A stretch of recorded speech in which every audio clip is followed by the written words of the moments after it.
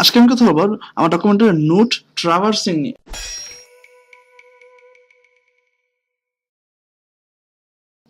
Note traversing কি? Note traversing মানে এক নোট থেকে অন্য নোটে শিফট করা বা ট্রাভেল করা, এরকম একটা। তো আমি গত ভিডিওতে এটা নিয়ে অনেকটা ধারণা দেওয়ার চেষ্টা করেছিলাম বা কিছুটা কনসেপ্ট দেওয়ার চেষ্টা করেছিলাম। আজকে এটা নিয়ে আরেকবার কথা বলবো। তো ধরুন আমি একটা এলিমেন্টকে সিলেক্ট করলাম।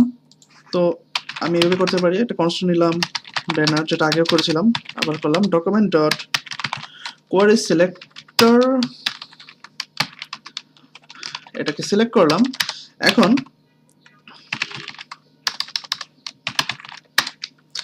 আমি যদি এখানে দেখি চাইল্ড নোটস 7টা এলিমেন্ট দেখতে পাচ্ছি এখানে। অ্যান্ড এটাকে যদি আমি ডুপ্লিকেট করে জাস্ট এখানে লিখি চিলড্রেন, হোয়াট, 3টা এলিমেন্ট। তো এটার ভিতরে আমি দেখতে পাচ্ছি জাস্ট আমার H1, দেন P, দেন হচ্ছে আমার সার্চ ফ্রম, 3টা এলিমেন্ট। আর এটার মধ্যে নোড লিস্টের মধ্যে এটা হচ্ছে HTML কালেকশন, এটা হচ্ছে নোড লিস্ট।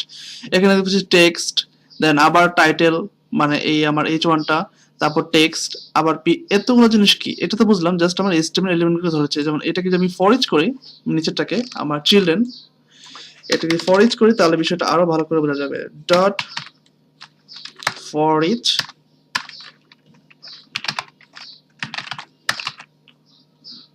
আনডিফাইন্ড, যদি আমি বলেছিলাম এটাকে হচ্ছে আমাকে অ্যারেতে কনভার্ট করতে হবে, বাট আমি এটা প্রত্যেকবার ভুল করি। অ্যারে ডট ফর্ম, এটার ভিতরে আমার নোড লিস্ট বা স্টোর কালেকশন দিয়ে দিলে সেটাকে সে অ্যারে বানিয়ে ফেলে। এগুলো দেখতে পাচ্ছি আমার মানে এই চিলড্রেন, এটার ভিতরে আমার প্রথমে ছিল এই টাইটেল, দেন হচ্ছে আমার এই প্যারাগ্রাফ, দেন হচ্ছে আমার এই ফর্ম, এই 3টা হচ্ছে চিলড্রেন। বাট এখানে এতগুলো এলিমেন্ট কেন? কিন্তু 7টা কেন? 3টি তো হওয়ার কথা। এখন এর কারণ হচ্ছে এই প্রথমে টেক্সট, এটা কি? একটা এন্টার, নিচের দিকে বাই, নিচে বাই, এটা হচ্ছে একটা এন্টার। দ্যাট মিনস আমি যখন এইটার নোট চিলড্রেন দেখতে যাচ্ছি, এখানে চাইল্ড নোটস, তো এখানে ফার্স্ট আমি বলেছিলাম যে প্রত্যেকটা এলিমেন্টই হচ্ছে একটা নোট। এই যে এখানে একটা এন্টার আছে, লাইন ব্রেক, এটা একটা নোট টেক্সট, দেন সে পেয়েছে H1, তারপর এখান থেকে এই যে প্রথমে একটা লাইন ব্রেক, এটাকে সে টেক্সট হিসেবে নিয়েছে, তারপর H1, তারপর আবার লাইন ব্রেক, তারপর P, তারপর আবার লাইন ব্রেক, তারপর হচ্ছে আমার ফর্ম এলিমেন্ট, যেমন আবার লাইন ব্রেক, টোটাল 7টা এলিমেন্ট। ওকে, আর আমি যখন জাস্ট চিলড্রেন দিব, সে শুধুমাত্র এলিমেন্ট গুলোকে ধরবে। ওকে, তো এখানে এলিমেন্টে আবার কনসোল লগ করে আমি ফরেস্টটা কেটে ব্যানার ডট চিলড্রেন, এখানে আমি HTML কালেকশন দেখতে পাচ্ছি, এলিমেন্টগুলো দেখতে পাচ্ছি প্লাস লেন্থ। তো দ্যাট মিনস আমি যদি এখানে দেই ডট লেন্থ, আমার এই যেটা সিলেক্ট করেছি তার ভিতরে কয়টা এলিমেন্ট আছে দেখতে পাবো, 3। বাই দ্য ওয়ে, আপনি এভাবে দেখতে পারেন, এই আপনার হচ্ছে এলিমেন্টটা ডট চাইল্ড এলিমেন্ট কাউন্ট, এখানে আমাকে 3 দিচ্ছে। ওকে, তো এখন আমি যদি এখানে লিখি parent note, most of the টাইমই, আর 90% বা 98% টাইমে আপনি ডিরেক্ট এলিমেন্ট পাবেন, এলিমেন্ট নোট দিলে, কারণ প্যারেন্ট নোট দিলে, এক্সকিউজ মি, তো প্যারেন্ট নোট দিলে। অ্যান্ড আমি যদি এখানে দিই প্যারেন্ট এলিমেন্ট, এখানেও সেম পাবেন, কারণ প্যারেন্ট এলিমেন্ট এইটা, মানে এইটা এক্স্যাক্টলি মানে এইটার ভিতরে আছে। কারণ এখানে একটা লাইন, আপনি এখন চিন্তা করছেন যে এখানে তো একটা লাইন ব্রেক ছিল, তো সে কিন্তু তার আন্ডারে নেই, সে আছে এইটার আন্ডারে। সো এখানে প্যারেন্ট এলিমেন্ট এবং প্যারেন্ট নোট দুইটা দিলেই আপনি সেম এলিমেন্ট পাবেন, হেডার পাবেন। তো আমি প্যারেন্ট নোটটা কেটে দিই, আমরা এখানে ইউজ করব প্যারেন্ট এলিমেন্ট। তো এইটার প্যারেন্ট ব্যানার প্যারেন্ট এলিমেন্ট হচ্ছে আমার হেডার। তা আমি যদি আবার প্যারেন্ট এলিমেন্ট দেই, মানে parent element dot parent element,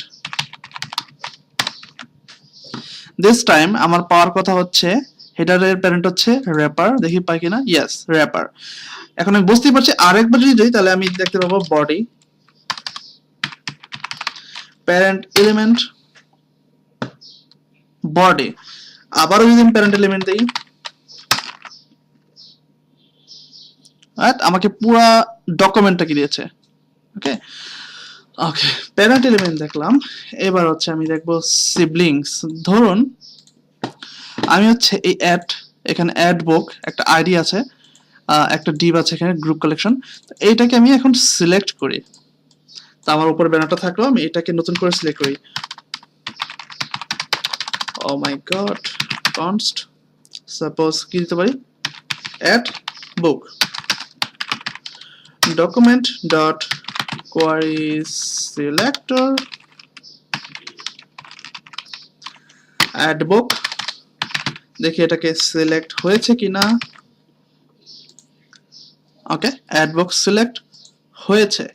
এখন তো আমি দেখেছিলাম যে এইটার যদি আমি এখানে দিই এখন চিলড্রেন, তাহলে আমি সবগুলো চিলড্রেন এলিমেন্ট পাবো। চিলড্রেন নোড না, কিন্তু চিলড্রেন এলিমেন্ট আর নোড এক জিনিস না, মানে মানে এক জিনিসই। সকল কি বলা যায়, সকল এলিমেন্টই কিন্তু আসলে নোড, কিন্তু সব নোড এলিমেন্ট না। যেমন টেক্সট, এটা কিন্তু এলিমেন্ট না।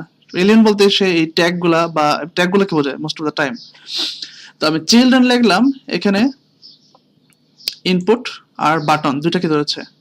এটাকে যদি আমি আরেকবার মানে ইন্ডিভিজুয়ালি দেখতে চাই আবার, তাহলে আমাকে অ্যারে, আমি এটা ফর ইচ চালাবো, তো ফর ইচ চালানোর আগে আমার এটাকে অ্যারে বানিয়ে নিতে হবে, না হলে আমাকে এটা আনডিফাইন্ড এরর দেবে। For each element console log el, দুইটা এই ইনপুট আর এই হচ্ছে আমার বাটন। ওকে, তো দেন আমি হচ্ছে এখন এই অ্যাড বুক ডট চিলড্রেন, এটা করে যদি আমি একটা ভেরিয়েবল রাখি ch বা কিছুটা দিলাম। এখন এটা তো একটা ওয়ান কাইন্ড অফ অ্যারের মতো, আমি কনসোল করলে দেখতে পাবো এটা হচ্ছে HTML collection, one kind of অ্যারের মতোই। দেখুন HTML কালেকশন, এটা প্রোটোটাইপ HTML কালেকশন, এখানে দুইটা এলিমেন্ট আছে। তো এখান থেকে আপনি এখন অ্যারের মতো আপনি যাচ্ছেন যে এটাকে সিলেক্ট করেছেন, এটার মানে এই অ্যাড বুক এই ডিপটাকে সিলেক্ট করেছেন, তার মধ্যে থেকে আপনি হচ্ছে সেকেন্ড এলিমেন্টটাকে ধরবেন। তো আমি এভাবে ধরতে পারি এই ch1, দ্যাট মিনস আমার এখানে সেকেন্ড এলিমেন্টটাকে ধরেছে। ওকে, দেন আপনি যদি এইটার, আমি তো সেকেন্ড এলিমেন্ট হচ্ছে এটা, তো একটা প্যারেন্টের ভিতরে আছে, মানে একটা তার একটা প্যারেন্ট আছে এই অ্যাড বুক। আমি যদি এখানে লিখি প্যারেন্ট এলিমেন্ট, তো আমি অ্যাড বুক দেখতে পাবো অবভিয়াসলি। ওকে, দেন আমি যদি আবার এইটার প্যারেন্ট এলিমেন্ট দেই র্যাপার। ওকে, তো ধরুন আমি এবার কথা বলবো সিবলিংস নিয়ে, সিবলিংস বা আত্মীয় বা ভাই বোন, এটাকে ধরলাম সামহাউ, যে মনে করুন এটাকেই সামহাউ আমি ধরলাম, বা মনে করুন আমি ডিরেক্টলি এটাকেই ধরেছি। এখানে কোনো একটা ক্লাস আছে, আচ্ছা ওখানে ক্লাস নাই, সাপোজ আমি এখন এটাকে এডিট করে একটা ক্লাস লাগিয়ে দিই, ক্লাস অ্যাডবুক ইনপুট, এটা আমি টেম্পোরারি অ্যাড করলাম অ্যাডবুক ইনপুট, দেখি এটা কাজ করে কিনা।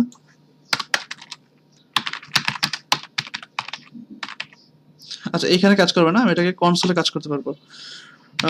ডকুমেন্ট, আচ্ছা কাজ করি, আমি এখানে HTML এ গিয়ে ক্লাসটা অ্যাড করে দিয়ে আসি জাস্ট ফর টেস্টিং। এখানে আমি একটা ক্লাস অ্যাড করি অ্যাড বুক ইনপুট, অ্যাড বুক ইনপুট।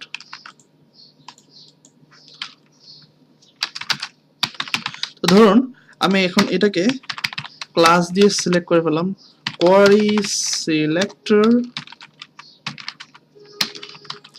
এটাকে আমি ধরে ফেললাম। এখন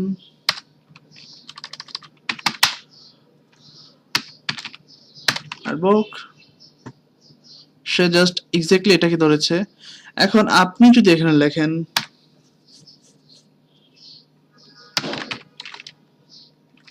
নেক্সট সিবলিং, নেক্সট সিবলিং, তো নেক্সট সিবলিং, তার নেক্সট সিবলিং এ একটা লাইন ব্রেক আছে। তো আপনি যদি জাস্ট লেখেন নেক্সট সিবলিং, সে নেক্সট তার নেক্সট নোডটাকে ধরবে।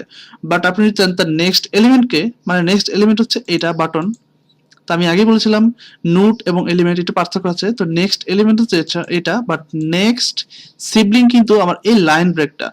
তো নেক্সট সিবলিং দেওয়ার পর আমি পেয়েছি এখানে টেক্সট।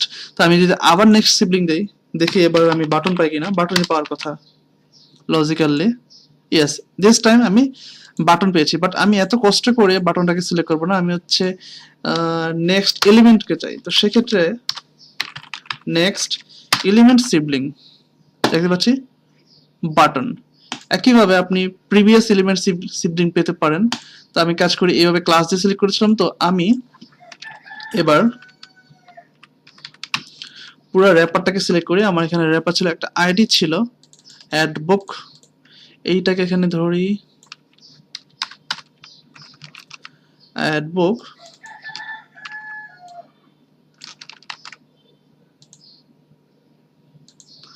পুরা ডিপটাকে ধরেছি।